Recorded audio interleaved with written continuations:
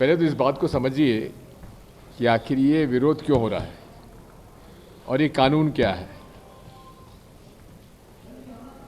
WTO का हमेशा ये प्रेशर रहा है भारत सरकार पे कि आप गरीबों को जो अनाज बांटते हैं उसका सब्सिडी कम करिए, आप किसानों को जो सब्सिडी देते हैं उसमें कुछ कमी करिए।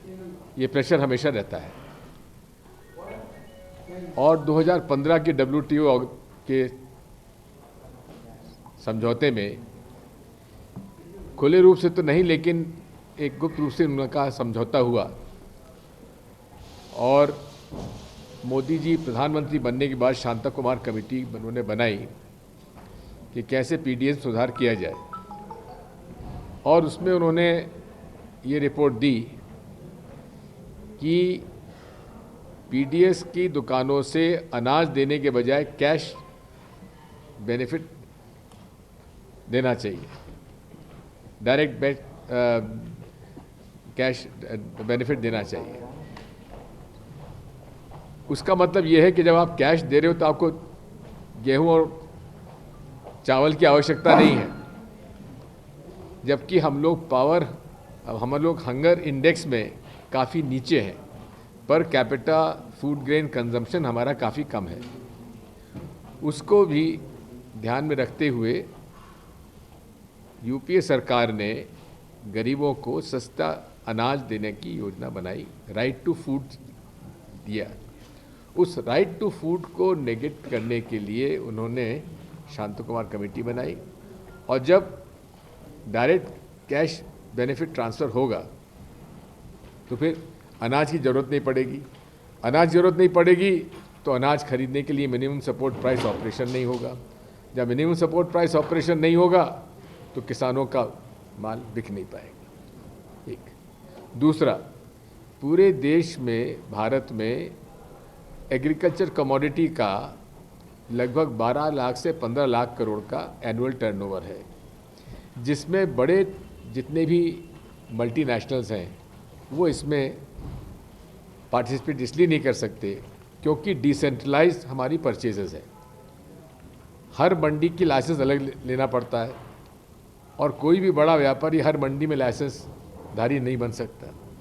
इसलिए उन्होंने कृषि उपज मंडियों का जो अधिकार राज्य सरकार का था वो छीन के उन्होंने कह दिया कि हमने कानून बना दिया, जबकि हमारा कृषि का जो संविधान में शेड्यूल जो है वो राज्यों का अधिकार है, इसमें केंद्र सरकार हस्तक्षेप नहीं कर सकता।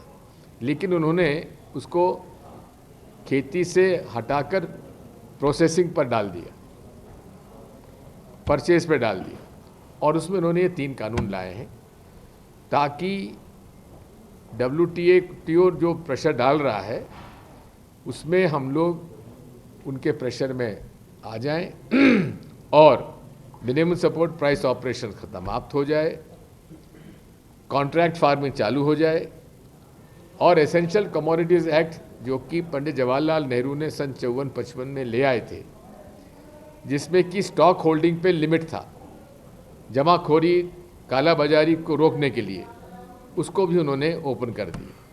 इसलिए ये किसान विरोधी है, गरीब विरोधी है, इसलिए हम इसका विरोध करते हैं। क्या कांग्रेस की यूपीए सरकार भी इस तरह का कानून लाने वाली थी? ना, बिल्कुल नहीं। आज दिल्ली में आरोप लगाया रविशंकर प्रसाद ने कि कांग्रेस भी इसी तरह के उस पर विचार कर रही थी, और अब जबकि हमने लागू कर दिया तो विरोध हो रहा है। देखिए, बात यह है, जरा प्रमाण तो दें। हमने हमारे इसमें इलेक्शन मैनिफेस्टो में डाला था कि किसानों से चर्चा करने के बाद कैसे इसको और अच्छा बनाया जा सके, उसकी चर्चा करने के बाद कानून लाया जाएगा। इन्होंने चर्चा नहीं की। सेलेक्ट कमेटी का हमने सुझाव दिया था, सेलेक्ट कमेटी पार्लियामेंट की बना दीजिए, उन्होंने माना नहीं, और सांसदों को बाहर फेंक दिया, उनको निलंबित कर दिया और बिल पास कर दिया। इसलिए विरोध हो रहा है। वो कह रहे हैं, मैं तो आज भी मोदी जी से कहूँगा कि अपनी जिद छोड़ें, अपना अहम और अहंकार से ऊपर उठकर, मेरी अभी कोई जो लोग आंदोलन कर रहे हैं चर्चा नहीं हुई है, लेकिन यदि केंद्र सरकार ये तीनों बिल वापस ले लेती है और पार्लियामेंट की जॉइंट पार्लियामेंट्री कमेटी या सेलेक्ट कमेटी बना देती है, जिसमें कि पूरे इन तीनों विषयों को लेकर जो हमारी फार्मर्स यूनियन है सभी के और जो फार्मर ऑर्गेनाइजेशंस हैं उनके साथ बैठ के चर्चा करके फिर से रीड्राफ्ट करें तो उसमें ये आंदोलन वापस हो सकता है, ये मेरी मान्यता है। रविशंकर प्रसाद कह रहे हैं कि ये विपक्ष जो साथ आ रहे हैं वो अपना राजनीतिक वजूद बचा रहे हैं, इसके लिए कोशिश कर रहे हैं, जो आंदोलन के साथ कर रहे हैं। उन्हें इसके अलावा उनके पास कोई उत्तर नहीं है। अकाली दल, प्रकाश सिंह जी बादल, जिन्होंने सदैव अटल बिहारी वाजपेयी से के पहले भी जनसंघ के ज़माने से इनका साथ दिया, आखिर वो क्यों अलग हुए? उन्होंने अपना पद्म विभूषण वापस क्यों कर दिया? उनकी बहू ने इस्तीफा क्यों दिया?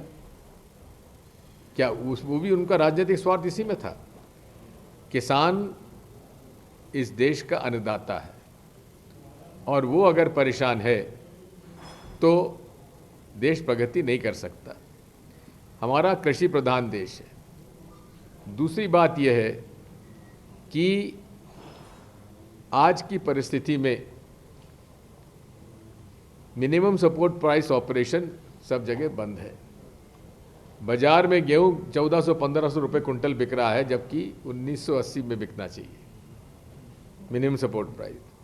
धान 1850 में बिकना चाहिए, 1500-1600 रुपये में बिक रहा है, खरीद नहीं हो रही है। मक्का 1830 इसकी मिनिमम सपोर्ट प्राइस है और 1100-1200 ज़्यादा नहीं बिकी। मोदी जी कहते हैं 2022 में वो दुगनी की आमदनी कर देंगे, लेकिन जब तक किसान को उनके उपज का भाव ही नहीं मिल पाएगा तो दुगनी आमदनी कैसे हो जाएगी?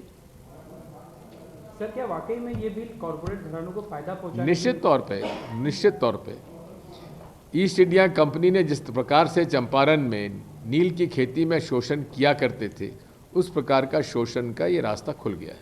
सर, सुप्रीम कोर्ट ने नए संसद भवन के निर्माण पर रोक लगा दी है।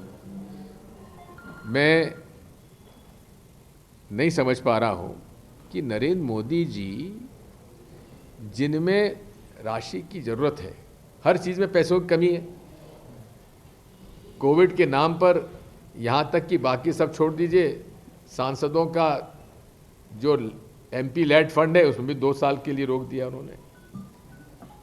जिनकी जहाँ आवश्यकता है, कांग्रेस पार्टी ने कहा था कि गरीबों को आप न्याय योजना के अंतर्गत राशि दीजिए डायरेक्ट उनको उनके खाते में, लेकिन वहाँ उसके लिए पैसा इनके पास नहीं है। बड़े कॉरपोरेट सेक्टर्स के कर्जों में सहूलियत के लिए उनके पास पैसा है, नए पार्लियामेंट हाउस बनाने के लिए उनके पास पैसा है, और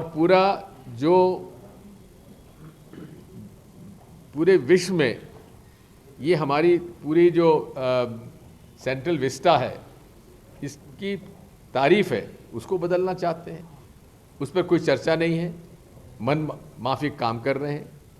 हम इसका टोटल विरोध कर रहे हैं और सुप्रीम कोर्ट ने अगर रोक लगाई है तो उचित किया है। सर, कल आप धरना दे रहे हैं। कोविड वैक्सीन को लेकर आपने आपत्ति जताई है, किस तरह की डाउट? मैं देखिए, बात यह है, पेंडेमिक समय में जो प्रोटोकॉल है उसके साथ कॉम्प्रोमाइज़ किया जा सकता है, लेकिन इसमें जो होड़ लग गई है ग्लोबल लीडर्स में,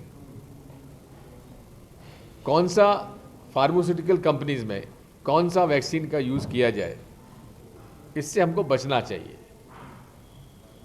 गिनी पिग नहीं बनाना चाहिए, भारत के लोगों को गिनी पिग नहीं बनाना चाहिए। अब हरियाणा के मंत्री विज साहब ने शोहरत पाने के लिए उन्होंने अपना वैक्सीन लिया और उनको कोविड हो गया। आप एक्सप्लेन कर रहे हैं कि नहीं साहब, वो सेकेंड डोज के बाद इतने दिनों बाद। बात यह है कि ये नया रोग है, नया वायरस है, इसमें जब तक फील्ड ट्रायल्स काफ़ी एक्सटेंसिव लेवल, वैसे तो कोई भी वैक्सीन आता है तो पहले ह्यूमंस पे एक्सपेरिमेंट करने के पहले एनिमल्स पे किया जाता है। खैर, यहाँ पर डायरेक्टली ह्यूमंस पे कर रहे हैं, लेकिन इस पर बड़ी सावधानी बरतने की आवश्यकता है, क्योंकि आखिर भारत एक प्रयोगशाला नहीं हो सकती है किसी वैक्सीन के लिए। सर नरोत्तम मिश्रा कह रहे हैं कि आप ज्योतिषाचार हो गई कि वैक्सीन के पहले ही आपने उस पर डाउट खड़ा कर दिया। नहीं, बात ये तो ऐसे है कि इन्होंने पहले बांटना शुरू कर दिया, कह रहे हम 6 महीने में सब बांट देंगे। अरे वैक्सीन आपने बीजेपी के घोषणा पत्र में तो उन्होंने कहा था वैक्सीन हम फ्री में बांट देंगे। अभी जब तक वैक्सीन आया नहीं है मार्केट में, अप्रूव नहीं हुआ है, ना तो एफडीए ने अप्रूव किया है यूएसए में, ना हम लोग हमारे डायरेक्टर ट्रेड से हुआ है, डायरेक्टर जनरल ऑफ ड्रग्स से। तो अभी से इन्होंने, नरोत्तम मिश्रा कह रहे हैं कि मैं वैक्सीन लेने के लिए तैयार हूँ, तो सबने तो वो दिखा रहे हैं ना। कल धरना प्रदर्शन कर रहे हैं, लेकिन प्रशासन ने कभी आदेश जारी किया है कि किसी भी धरने प्रदर्शन की अनुमति नहीं रहेगी। ठीक है, अरेस्ट कर लें। सर बाई इलेक्शंस के रिजल्ट्स को आप किस नजरिए से देखते हैं सर? कहाँ चूक? अचंभा हुआ, हमें आश्चर्य हुआ, क्योंकि लोगों में नाराज़ी थी। मैंने सन 77 का चुनाव लड़ा था जब जनता पार्टी की लहर थी, गांव में हमको घुसने नहीं दिया जाता था। लेकिन इस चुनाव में तो हालत उल्टी थी कि जिन लोगों को गांव में नहीं घुसने दिया जा रहा था वो 50, 60, 70 हज़ार से चुनाव जीत रहे हैं। ये कैसा चुनाव है भाई? सर बैलेट का समर्थन करते हैं हम लोग क्या? उसकी शंका है आपको? मैं तो शुरू से कहता हूं कि बटन दबाने के बाद हमारे पास बैलेट पेपर हाथ में जब तक नहीं आएगा हमें विश्वास नहीं होता। सर शेड्यूल में नमस्कार, मैं हूं मानक गुप्ता। अगर आपको हमारा ये वीडियो पसंद आया हो तो इसे लाइक और शेयर जरूर करें, और हाँ, हमें सब्सक्राइब और फॉलो करना ना भूलें ताकि आप देश और दुनिया की कोई खबर मिस ना करें। तो जुड़े रहिए हमारे साथ और देखते रहिए न्यूज़ 24।